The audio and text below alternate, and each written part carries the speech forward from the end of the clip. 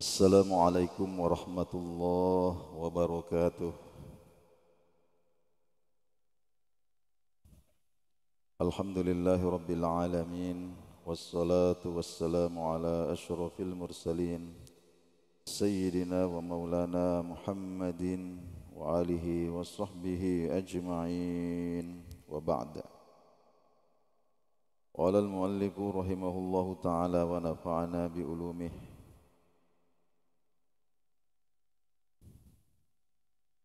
Al-a'malu bil khawatimih.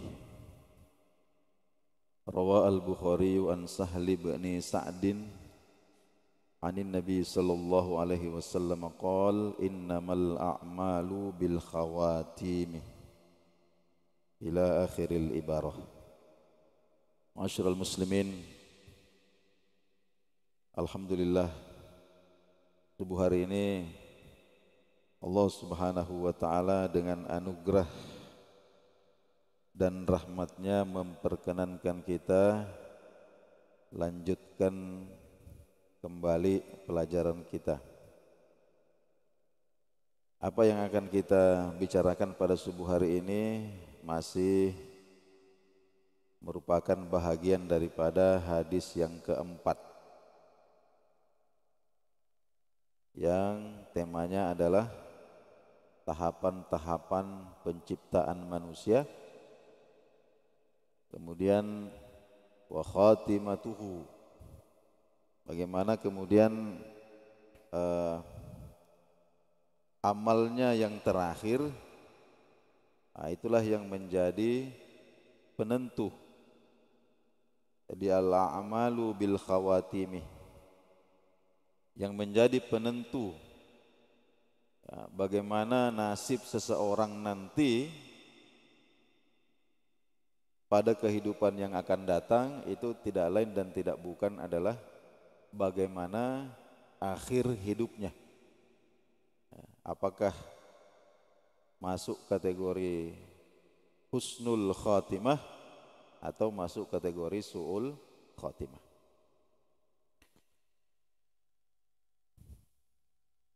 Imam Al-Bukhari meriwayatkan dari Sahal bin Sa'ad dari baginda Nabi sallallahu alaihi wasallam qol, beliau bersabda innamal a'malu bil khawatimi. Ya, sesungguhnya yang menjadi penentu seseorang itu adalah amal-amal terakhirnya. Wa makna dzalika, makna hadis tersebut, annaman, bahwa sesungguhnya seseorang kutiba lahul iman, yang telah ditetapkan beriman, watta'ah, dan menunaikan ketaatan, akhirul umuri, di akhir hayatnya, itu qad yakfuru billahi, meskipun sebelumnya dia kufur, wa ya'sillaha hinan, atau sebelumnya adalah pelaku maksiat. Tsumma yuwaffiquhullahu ta'ala, kemudian menjelang kematiannya Allah Subhanahu wa taala yuwaffiquhullahu ta'ala ilal imani wat ta'ah. Allah Subhanahu wa taala memberikan taufik kepadanya. Maka ia akan beriman dan akan menjadi ahli taat. Jadi fataratan minaz zamani qabla akhiri umurihi, kadang itu terjadi hanya beberapa saat sebelum kematiannya.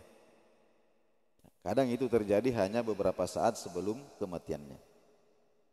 Wa yamutu ala dzalika, lalu orang ini pun meninggal dalam keadaan seperti itu, fayadkhulul jannata, maka kemudian dia masuk ke dalam surga. Sebaliknya, waman kutiba alaihil kufru wal fusuku akhirul umur, ada juga orang yang sebelumnya telah ditentukan bahwa dia ini kufur, dia ini fasik, pelaku dosa-dosa besar, ya, pada akhir umurnya itu qad yu'minu wa yuti'u hinan. Ya.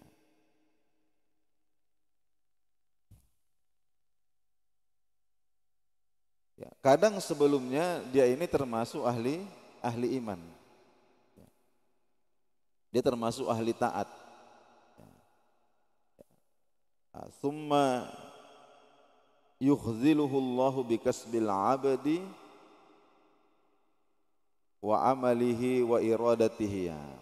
Tapi menjelang kematiannya, ya, menjelang matinya dia melakukan kekufuran. Ya. Mungkin cuma satu kata saja. Karena ada ahli taat pada Allah Subhanahu wa taala, ahli ibadah. Menjelang akhir hayatnya itu ditimpa penyakit. Ya, timpa penyakit yang berat. Sehingga kemudian dia merasa bahwa Allah Subhanahu wa taala berbuat zalim kepadanya. Dia mempertanyakan, kenapa Allah memperlakukan saya seperti ini? Allah tidak adil. Dia menuduh seperti itu. Ini hal-hal yang halus, tidak kelihatan. Hanya terjadi di dalam hati saja ini. Nah, tapi ini bisa menyebabkan, ya, kalau dia mati dalam keadaan seperti itu, ini su'ul khotimah. Ya, fayantiqu bi kalimatil kufri, lalu dia mengucapkan kalimat yang menyebabkan dia kufur. Wa ya'malu bi amali ahlin nar, ya, dan mengerjakan perbuatan, ya, ahli neraka. Wa yamutu ala zalika, lalu kemudian mati dalam keadaan seperti itu. Fayadkhulun naro, maka masuklah dia ke dalam ahli neraka. Jadi fala yaghtaronna, ya, janganlah tertipu, janganlah kita terpesona bizahiri halil insani, dengan aspek lahiriah manusia, dengan apa yang kelihatan mata. Fa innal ibrata, karena yang menentukan itu bil khawatimi, bagaimana akhirnya nanti. Sebaliknya, wala yai'asu min zahiri halil insani, ya, jangan juga berputus asa, ya, seburuk apapun orang. Jadi sebaik apapun orang, ya, kita jangan sampai kemudian wah ini pasti masuk surga, ini pasti husnul khotimah. Begitu juga semaksiat-maksiatnya orang, sepasik-pasiknya orang, jangan kemudian kita berburuk sangka, kamu nih pasti sama-sama Abu Jahal, sama-sama Abu Lahab nanti di neraka. Tidak boleh. Ya.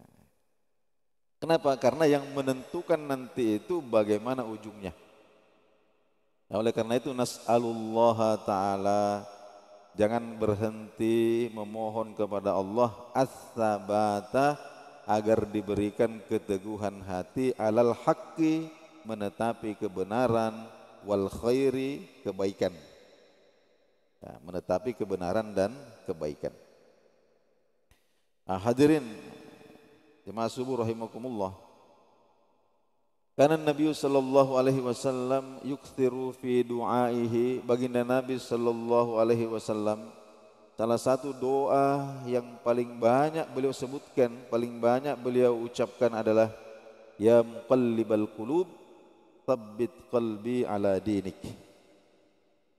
Ya muqallibal qulub, ya, wahai zat yang membolak-balikkan hati. Jadi hati ini namanya qalbun, ini maknanya berbolak-balik. Kadang menghadap ke depan, kadang menghadap ke belakang. Menghadap ke depan ini maknanya menghadap kepada dunia materi, benda. Kadang juga dia menghadap ke dalam, menghadap ke ruh. Jadi hati ini kalau menghadap ke ruh, maka akan mendapatkan pantulan cahaya dari ruh.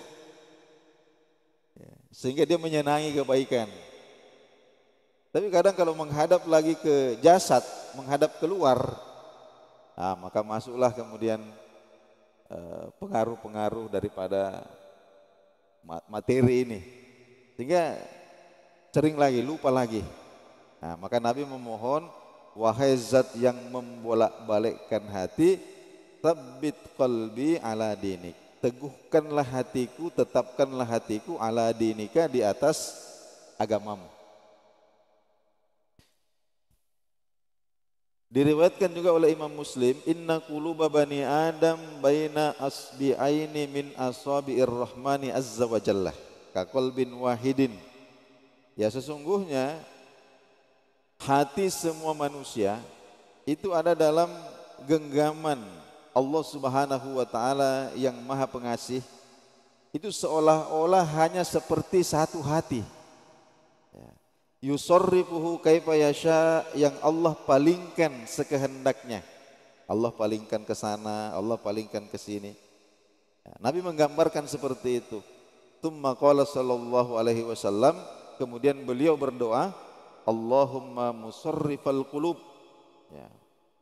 Wahai Allah, zat yang maha memalingkan hati-hati manusia, zat yang maha memalingkan hati-hati manusia, ya sarrif qulubana ala ta'atikah, ya, arahkanlah atau hadapkanlah hati kami, ya, dalam ketaatan kepadamu, senang kepada ketaatan. Kemudian qala Ibnu Hajar Al-Haytami, Imam Ibnu Hajar Al-Haytami mengatakan, inna khatimatas su takun wal iyadzu billah bisababin dasisatin batiniyatin lil abdi. Ya, sesungguhnya Imam Ibnu Hajar mengatakan, sesungguhnya su'ul khotimah wal iyadzu billah itu penyebabnya adalah dasisatin batiniyatin lil abdi. Ada bibit-bibit keburukan. Jadi ada benih-benih keburukan yang terpendam di dalam hati seorang hamba. Wala yutli'u alaihin nas. Dan ini tidak diketahui oleh orang lain. Apa yang dimaksud dengan bibit-bibit keburukan ini? Fal muradu bid-dasaisis al-amradul qulub. Tidak lain dan tidak bukan adalah penyakit-penyakit hati, ya, yang berkaitan dengan akidah. Ya. Demikian juga yang berkaitan dengan akhlak-akhlak yang buruk yang ada di dalam hati.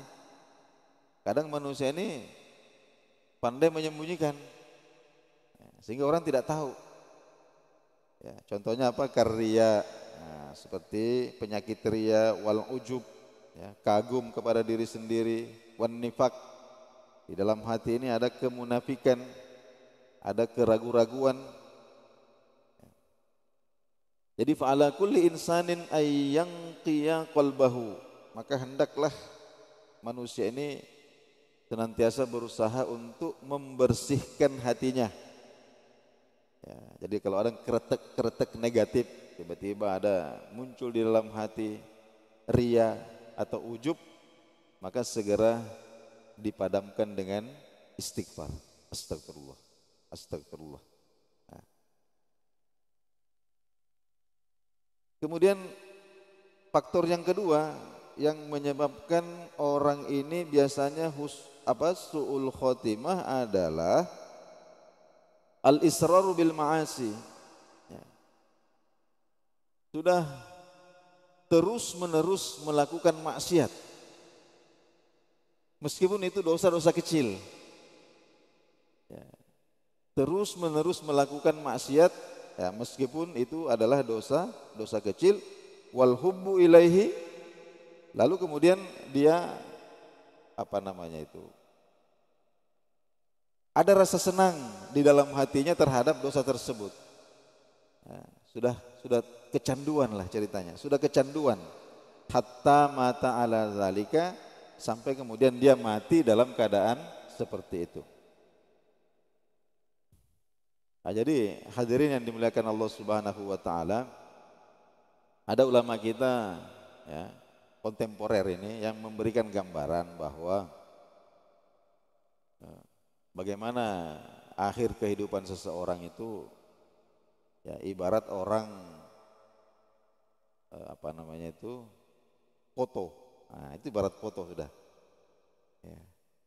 Jadi bagaimanapun bagusnya kita punya gaya, penampilan, posenya sudah mantap, tapi yang menentukan nanti itu ketika apa namanya klik jepretnya itu.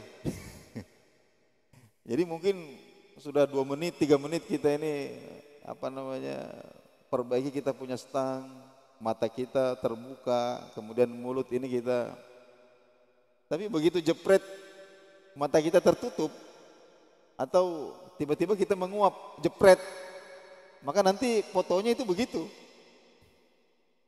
Dan itu foto kalau sudah hasilnya sudah kadang menguap, ya enggak bisa ditutup lagi mulutnya itu. Ya, kira-kira gambarannya gitu.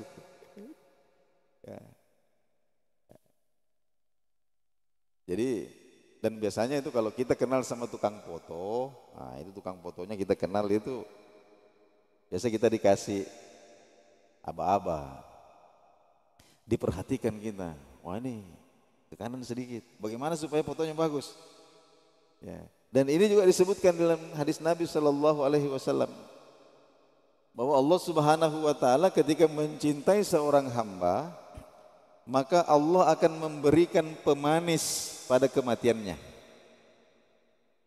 Jadi Allah Subhanahu wa taala ketika mencintai seorang hamba, maka dia akan memberikan pemanis pada kematiannya. Ya, para sahabat bertanya, "Ya Rasulullah, bagaimana pemanis itu?" Maka Nabi kemudian menggambarkan bahwa orang ini ada di sini, kemudian ada di sini, ada di sini, ada di sini, dan menjelang kematiannya Allah Subhanahu wa taala menetapkannya berada di tempat yang baik dalam keadaan yang baik. Dan disitulah kemudian ruhnya dicabut. Itu namanya pemanis dalam kematian ini. Jika kita sering mendengarkan, bahkan kita menyaksikan, ya ada orang-orang yang bertemu dengan Allah Subhanahu wa taala dalam keadaan sholat, dalam keadaan ta'lim, ya, bahkan di Pakistan baru-baru ini ya, viral juga di YouTube itu ada khotib lagi berkhutbah, ketika mengatakan kemudian dia berdiri kemudian mengucapkan 2 kalimat syahadat, asyhadu an la ilaha illallah wa asyhadu anna muhammadar rasulullah, sudah jatuh ke belakang meninggal.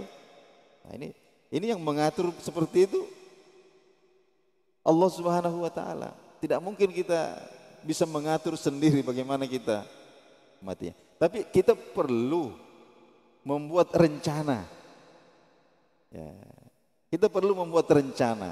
Nah, karena baginda Nabi Shallallahu Alaihi Wasallam juga sabdakan, innahu man asha ala syai' mata alaihi.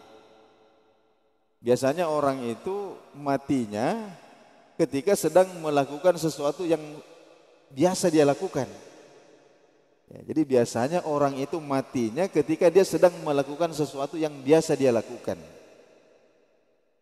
Wa yub'atsu kullu 'abdin 'ala ma mata 'alaihi, dan setiap hamba nanti akan dibangkitkan seperti keadaannya ketika dia mati. Jadi orang ini yang hidup di dunia sekarang ini biasanya mati ketika melakukan apa yang biasa dia lakukan, dan nanti akan dibangkitkan sebagaimana keadaannya ketika dia mati. Jadi orang yang lagi sholat mati itu nanti di hari kiamat dibangkitkan sholat. Teruskan sholatnya itu. Oleh karena itu hadirin yang dimuliakan Allah Subhanahu wa taala, nah, di sini beliau juga menyampaikan bahwa di antara ya, penyebab ya, Yang paling banyak menyebabkan orang su'ul khotimah itu adalah mudminu khamrin.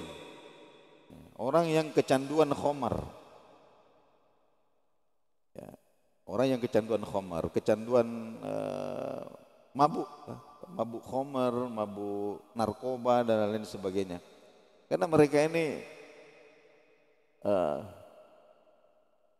biasanya hidupnya ini banyak tidak sadarnya daripada sadarnya. Ya. Jadi lebih banyak tidak sadarnya daripada sadarnya. Ya, jadi beliau mengatakan ittaquz dzunub fa innaha hiyallati auqa'athu. Ya, berhati-hatilah dengan dosa. Jangan kemudian mengatakan ini dosa kecil aja. Jangan melihat kecilnya dosa, tapi lihatlah kepada siapa kita berdosa. Nah, bukan berarti kalau begitu siapa yang bisa menghindari dosa? Betul. Kita ini tempatnya kesalahan, tempatnya khilaf. Tapi jangan membiarkan diri kita ini terus-menerus ada di situ. Kemudian melakukan dosa demi dosa, dosa demi dosa tanpa dijedai dengan taubat dan istighfar kepada Allah Subhanahu wa taala. Ya. Jadi ittaquz dzunub, berhati-hatilah dengan dosa meskipun kecil, fa innaha hiyallati auqa'athu. Karena itulah yang biasanya menjatuhkan manusia ke dalam su'ul khotimah. Kemudian terakhir poin hadis ini, beliau menyampaikan di sini bahwa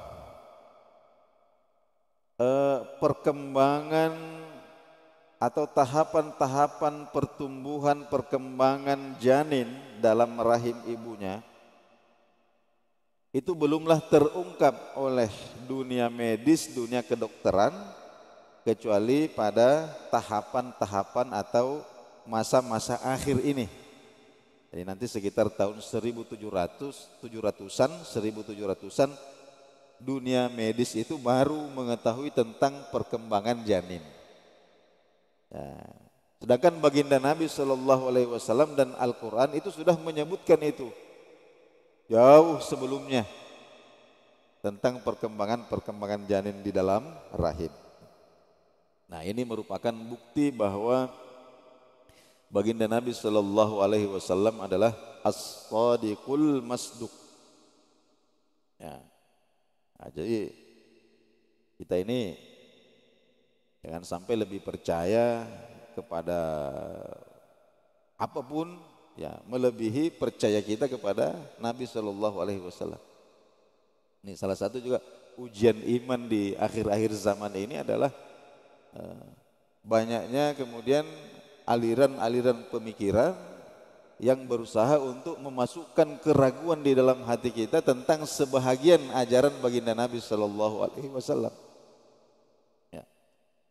Ada sahabat Nabi dulu namanya Abu Zar Al-Ghifari. Ketika Nabi sudah wafat, pernah beliau menetap di Madinah. Ketika beliau sedang duduk-duduk di masjid, tiba-tiba datang orang tergopoh-gopoh. Dia mengatakan, "Wahai Abu Zar, rumahmu kebakaran." Dia bilang, masa, katanya. Kemudian tiba-tiba datang lagi orang, "Abu Zar, rumahmu kebakaran, habis sudah." Dia bilang, masa, katanya.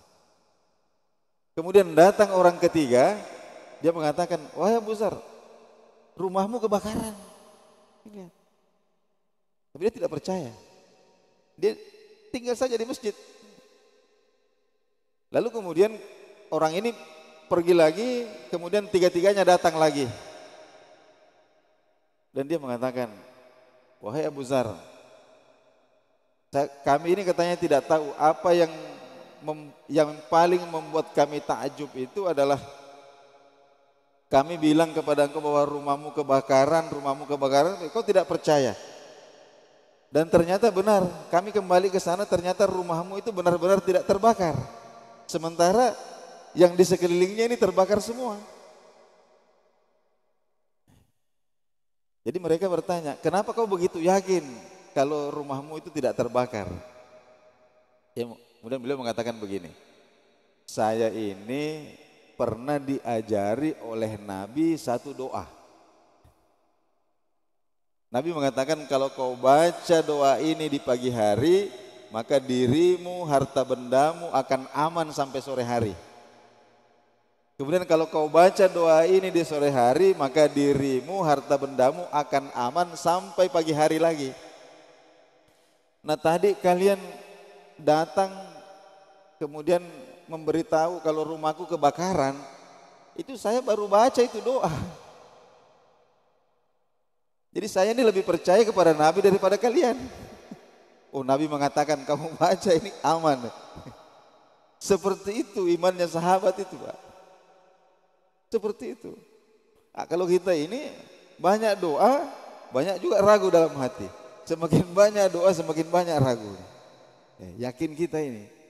Ya, ini salah satu hal yang perlu kita latih.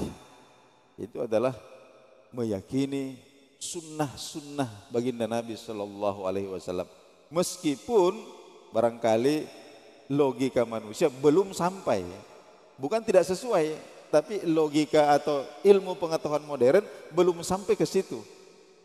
Ya, sama seperti contoh apa yang Nabi sampaikan tentang perkembangan janin di dalam marhalah-marhalah perkembangan janin dalam rahim ibunya ini dan seterusnya. Kalau ini benar dan sudah menjadi fakta kebenarannya, maka yang selanjutnya ini juga ya, karena beliau adalah as-sadiqul masduq, ya, yang benar ketika berbicara, wala yantiku anil hawa, ketika beliau berbicara sumbernya bukan hawa nafsu, in hiya illa wahyun yuha, tapi semua itu adalah wahyu yang Allah berikan kepada beliau sallallahu alaihi wasallam. Hadirin yang dimuliakan Allah Subhanahu wa taala, inilah barangkali yang sempat kita bicarakan pada subuh hari ini. Mari kita sama-sama tutup dengan doa kafaratul majlis. Subhanakallahumma wa bihamdik asyhadu an la ilaha illa anta astaghfiruka wa atubu ilaik. Wassalamualaikum warahmatullahi wabarakatuh.